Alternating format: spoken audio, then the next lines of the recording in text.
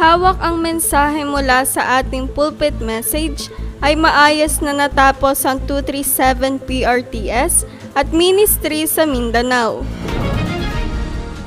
Ang mensaheng ipinahayag mula sa ating pulpit noong nakaraang linggo ay let us make a new beginning mula sa Genesis chapter 3 verse 15. Magandang araw! Narito ang OLMC News. Nagpapasalamat tayo sa lahat ng mga evangelist na nanalangin para sa ministry sa Mindanao sa buwang ito. Higit na nagpapasalamat din tayo sa Diyos na nagbigay sa camp team ng lakas upang ipagpatuloy ang ministry sa kabila ng bagyo, malakas na ulan at malalakas na hangin. Dahil sa masamang panahon, maraming remnants na dapat sanang dadalo ang hindi nakapunta at ilang estudyante sa PRTS ang hindi nakadalo sa kanilang mga klase. Gayunpaman, nasaksihan natin ang pag-arise ng mga disipulo at ang pag-raise sa mga remnants bilang mga tapat na nanatili. At sa pamamagitan nito, ay maayos pa rin na natapos ang Evangelism School Ministry sa Matalam, Kibudok, at Arakan. Gayon din ang klase ng 237 PRTS sa Midsayap. Chinek rin nila at nagkaroon ng panalangin sa bakanteng lote o lupa ng 237 PRTS Midsayap.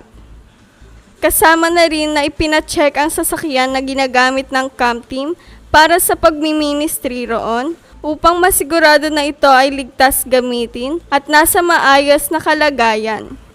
Gayon din na nagkaroon ng Evangelism School Ministry sa UP, Nikaan, at klase ng 237 PRTS sa South UP.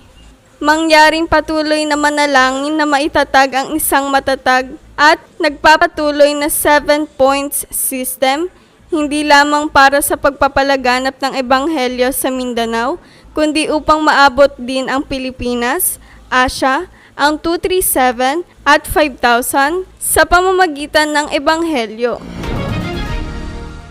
Ang mensaheng ipinahayag mula sa ating pulpit noong nakaraang linggo ay let us make a new beginning mula sa Genesis chapter 3 verse 15.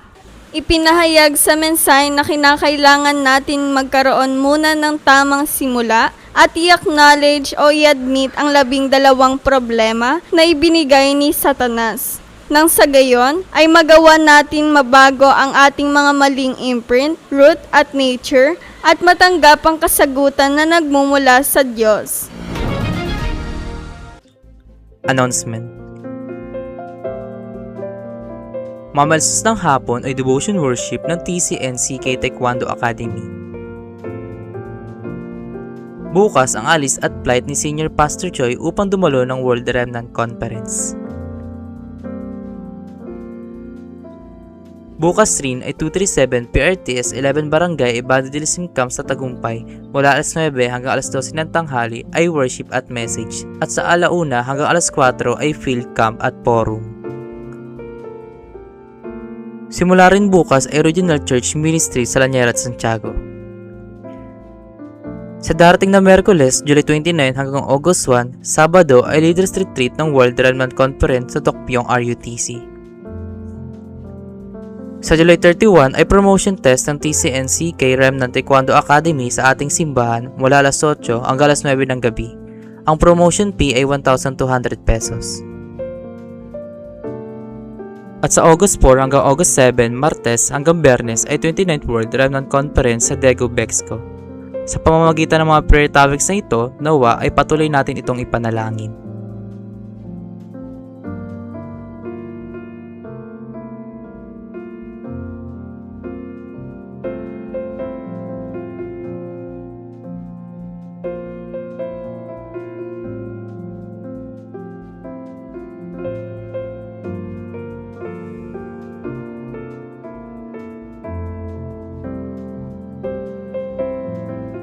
Nawa, sa linggong ito ay tunay na magkaroon tayo ng tamang simula sa pamamagitan ni Kristo. At dito nagtatapos ang OLMC News. Maraming salamat!